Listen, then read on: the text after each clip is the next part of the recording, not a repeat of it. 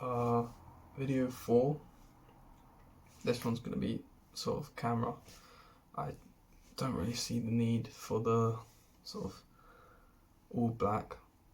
I mean, my vision for this is kind of that people would watch it without the video. But I suppose it doesn't matter then, right? I'll do the video. Today is also sort of a rant video, but less complaining. And more just, I just watched 2 episodes of Squid Game. Episode 1 and episode 2. Now given, I'm not a poli-sci major, right? I'm not some sort of incredibly intelligent person, but I feel like there's clear anti-capitalist sort of statements being made here, right? Okay.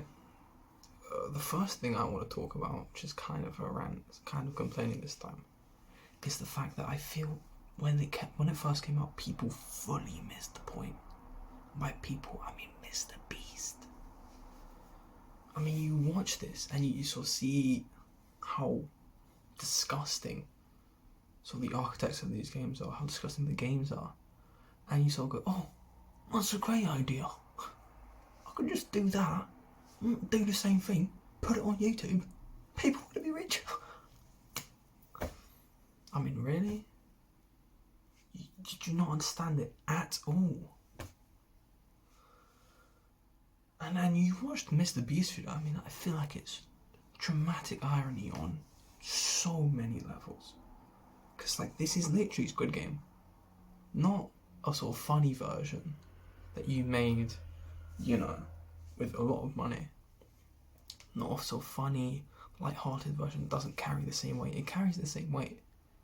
The people in those videos, they all need that money. I mean, they want that money. That's what they don't need it.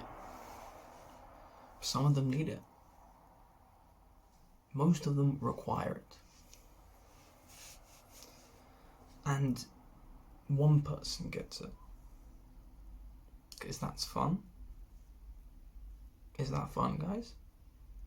Do you know what my idea would fun be? My idea of fun be? What would my idea of fun be? That all of them got the money, because you have enough money for that. That's separate. That's just something I want to talk about, something I noticed that really pissed me off. But yeah, in terms of sort of the interpretation of it, probably the number one thing that sticks out to me at the end of episode 2, Gi-hun talks about this sort of scenario that happened at the end of season 1 where Nam, the old guy, the rich guy, is sitting in his hospital bed and he's dying. And he points at a homeless man outside. There on sort of the top hospital floor, points at a homeless man on the bench outside. And he sort of plays a game with Gi-hun. And he says that he bets no one's going to help the guy. Well, someone did, but Nam refused to look. He refused to look, and he never knew, I suppose, what happened. But Gi-hun says that he's sure that Nam, on his deathbed, knew that he lost the game. And, well, you don't have to be a genius to sort of hear that and think, wow, I mean, it's pretty blatant sort of anti-capitalist ideology there. This idea that the people at the top look down at the suffering of less fortunate people, and they choose to ignore it, and they choose to perhaps sort of rehash these old ideas that it's their fault they're there, or that those people aren't helping each other, that they're disconnected, and that as the businessman says in episode 1 and episode 2, I think just episode 1 because he dies in episode 1, that they're just trash. And that sort of people who are higher up convince themselves that they're better. Not because they have money, but because something up here, right?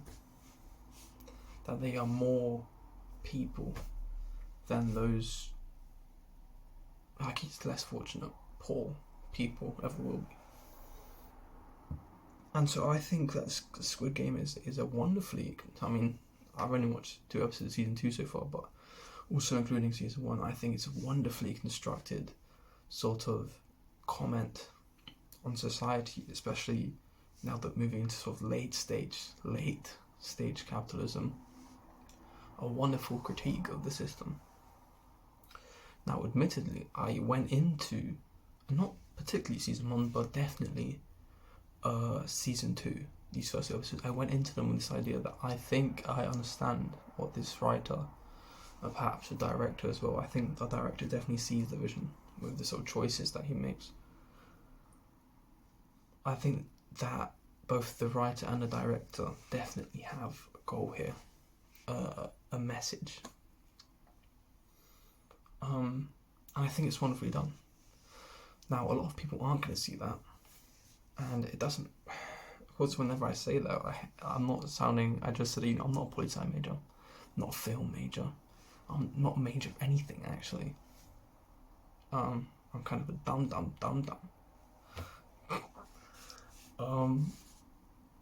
But that's just sort of my interpretation of it.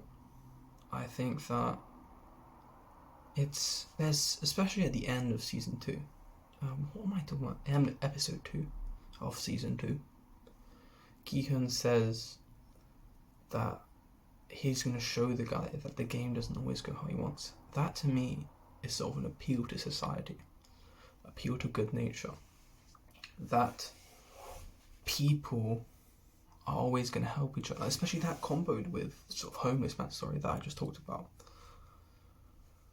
It's this sort of appeal to good nature, that no matter how well, I refrain to say well, but no matter how much time they put into constructing this sort of system, people are always going to have good nature. There's always going to be somebody that helps the homeless man. Not always. I mean, Jesus, look outside, right?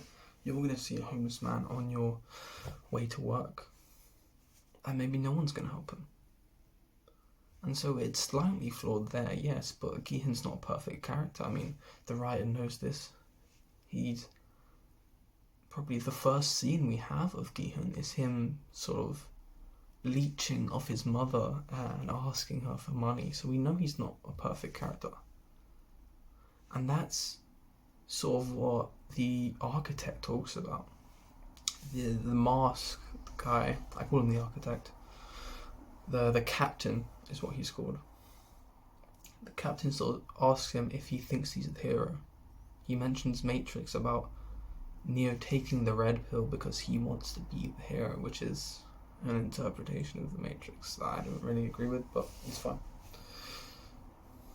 And he asks Gi-hun if he's the hero, but Gi-hun doesn't reply to that. I think he knows he's not the hero. He's not perfect. He's not the end-all be-all. And what sort of confuses me there is, but then we have this scene earlier with Businessman, where his luck is so tested, and he gets that gun put to his head, Russian roulette, and he wins. So that would, to me, imply that the character's special if they sort of pull off something like that. And so, I don't know, I think that's a little bit flawed. But definitely, Gi-hun isn't a perfect character. That's not what he's saying. He's not saying that, you need to be out there constantly giving away everything you have to other people to be good and take down the system. He's simply implying that there's a sort of huddle tribe mentality. I don't know, this is my thoughts, right? This sort of tribe mentality where if people get together, they will do good things. They will take down the system. We don't need Gi-hun. We don't need the one guy who's lucky. We need everyone. I suppose that's sort of my thoughts about it. It's just a wonderfully constructed show, in my opinion. And I don't think I have the best media literacy. I'm sorry. I'm mumbling. I don't think I had the best media literacy. because there's a lot of movies that I'll watch, and let's say I hadn't heard anything about them before, and I'll watch it and I'll be like, oh, that was a smashing movie, that, yeah, really fun, cool. Sorry, someone just came in. What was I saying? Oh, guys, I'm so sorry. I lost the track of thought. Somebody fucking came into my room. But yeah, me literally, sometimes I'll watch a movie and I'll be like, oh, that was smashing, that was absolutely great, what a wonderful movie. And then I'll look at the reviews and it's 2 stars. Ooh, yikes. Because I enjoy movies. The way I sort of think about it is you can't have a bad movie, because if it's bad, as in like, you know, some of these new remakes bad where you just sort of watch and you laugh, that's not a bad movie. To me, a movie that you watch and you have, for one, something to say about, and to have a constructed opinion on that movie about why it was bad. Bud. Yeah, Bud and Gad. Why it was Bud and Gad. If you have those 2 things, to me, that's not a bad movie. What is a bad movie is a boring movie. That's the bane of my existence. Watching a movie and then sort of sitting there afterwards and be like, man, I have fuck all to say about that. So boring. That's a bad movie. And so my point being, I don't have the best media literacy. I suppose, again, not a film major, I'm not too intelligent on the topic, but I do think that this is one of the better political commentaries that has come out in recent days. There was that new one, that Republican one about pedos. I forget what it's called. Something about silence. I think you guys know what I'm talking about. It was the new one that a bunch of Republicans liked. And I thought it was really fascinating, because if there's any group of people in the world that are likely to be pedos, I'm not going to finish a sentence. But other than that, I mean, I'm excited to watch the rest of it. I'll probably make another video where I sort of finish my thoughts on it, because I've watched the entire thing, but I haven't yet. So this is just sort of my off-the-cuff thoughts about that. What else? What else is there? I suppose while on the topic of movies, Sound of Freedom. That was the one. Talking about fucking silence. What am I talking about? Sound of Freedom. That's what I was talking about. That's a sort of movie where they're really trying to be quite, you know, politically crazy. They're pointing out the pedos in Hollywood. Okay, well, it's a Hollywood movie, so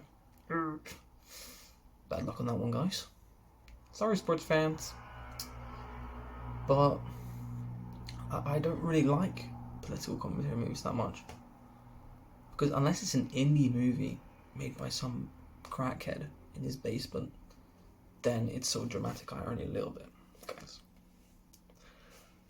You're sort of commenting on something that you yourself are taking part in. And while we're on that topic, separating the art from the artist, is it possible? That's also something I was thinking about. Because it's just so complex, right? We have, let's say we have sort of example, a director makes a movie, Harvey Weinstein maybe, as an example. I've never seen any of his movies, but let's say he makes a movie, and it's a great movie. And the movie has nothing to do about not what he was accused of, what he did. Has nothing to do about that. Disconnected entirely, and it's a great movie. Can you watch that ethically, morally? Can you watch that and be disconnected and not be doing a bad thing? Well, I think there's 2 priorities. Okay, these are sort of my ideas here. There's 2 priorities beforehand. One, is the material itself connected to the artist's problems? As an example, there was this... Oh, I got fucking leg spasm. Anyway, there was this artist who had a lot of CP. He sort of a Cartoon Network style artist, and he had his show. No, actually, a better example. Sorry, I'm moving around a lot. The guy from Lost Prophets, the lead singer. Okay, he made good music, but he was a child rapist. He was a baby rapist. He was an awful guy. He was also Welsh. Oof. And in his case, a lot of his art afterwards, the songs, you could hear that this guy wasn't alright. I remember one of his songs talking about kids. At that point, I say no. You can't separate the art from the artist because the art is intertwined with the artist. And because art is self-expression, right, at the end of the day, it's an expression of emotions, of who you are, etc., etc. And so, can you ever separate art from the artist? Because art is the expression of who the artist is. It's sort of like, can you separate the person from the drawing they're in? No. Because they are it. But that's that. In another case, though, let's, of course, that just about the art and the artist being intertwined, you know, all the time. Yeah, that's an opinion. Not for sure. But my second priority, I have forgotten. My first priority is the art intertwined. And yet, so number two, is the crime so reprehensible that your support is that bad? Sort of, you understand what I'm saying? Because we as a society shame people. We shame people. Public shaming has always been a thing, and it works. I mean, guys, it works. And I remember, I favorited a video. This guy started talking about how the youth doesn't get shamed. We don't shame people anymore. Sometimes a good thing, because it allows for expression. Other times, you get annoying brats who say insane shit, who say racist shit, sexist shit, and they don't get shamed for it.